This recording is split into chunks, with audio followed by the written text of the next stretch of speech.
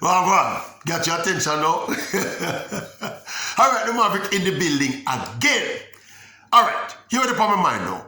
You know, so we've had this long ongoing rivalry between Jamaica and the United States, especially in the sprinting, right? And now the World Championships are up on us. For the first time in the history of the World Championships, they will be held in the USA. Yeah, man. Eugene, Oregon, to be exact, where them call Tracktown, the capital of athletics in the USA. So for the first time, technically, you can say the USA will have home court advantage in this rivalry.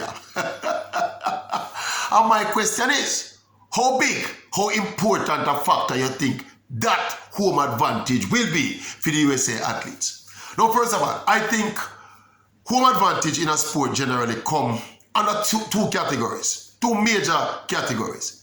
You have crowd support, which is fan support from the stands, where generally the home team get much more and feed off more of the home support.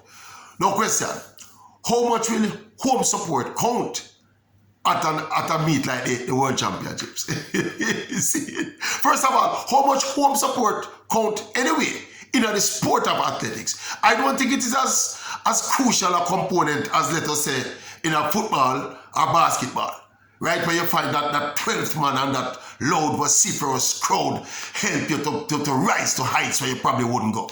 I don't think the dynamics are the same for track and field. First of all, the track and field, you know, once you go by your mark, you know, the stadium quiet, you know. So no intimidation can go on from the crowd. See, when you're there by your marker for your long jump or for your high jump or for throw your shot put or your discuss, the stadium basically quiet. So I don't think the dynamics are the same for home crowd, home support for track and field as it is in other sports like basketball. Look at NBA basketball. You know, it's a home court advantage, a big thing. Because them crowd, they're incessant noise and cheering for the home team and booing the opponents and all them something. Them something in a track and field. So that first component of the home support, I think that really is not really significant. Now the next one that I think probably is a little bit more crucial now is the familiarity with conditions. Familiarity with the track, familiarity with the climate, familiarity with the food in a particular country, that general familiarity with the conditions. Where you come from that city, you come from this country, you will be much more at home in competing and performing under these circumstances because you're much more familiar with them. As somebody will go up on a plane for your first time and all them something that perform in a city for the first time or run on a track for the first time might be a little bit discombobulated or out of them comfort zone. See, so technically, I think the familiarity with the conditions in and of itself might be a little bit more of a factor. As we say, in terms of the crowd support and the 12th man in the stands and all them something.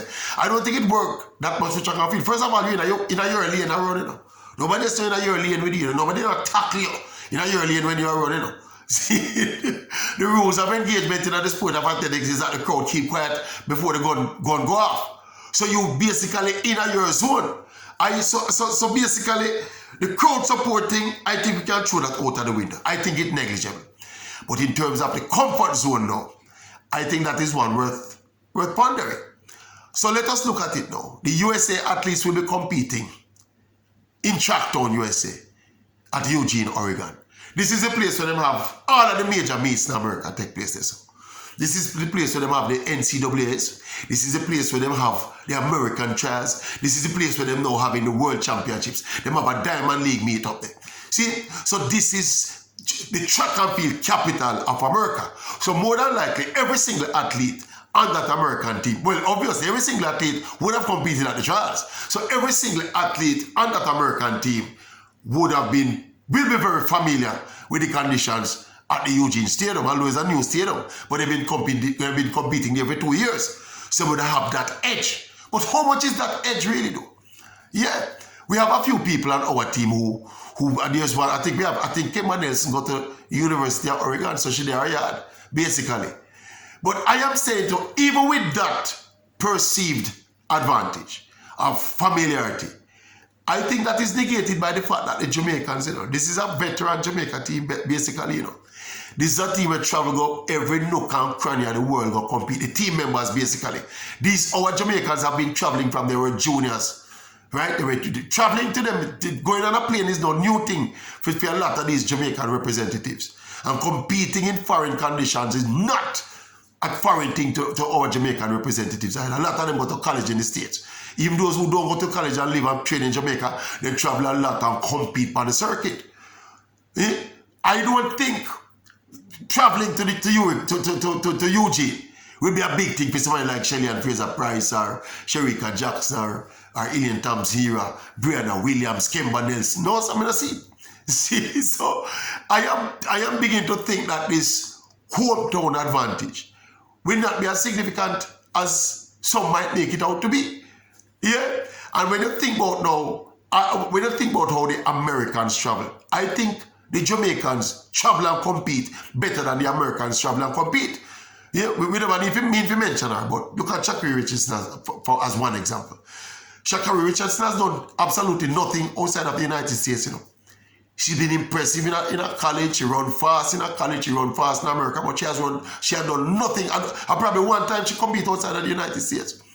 See, I think the Jamaicans travel better than the Americans in a track and field. Look at our history. First of all, we don't have any major championships in Jamaica. So basically, all our exploits take place on the road.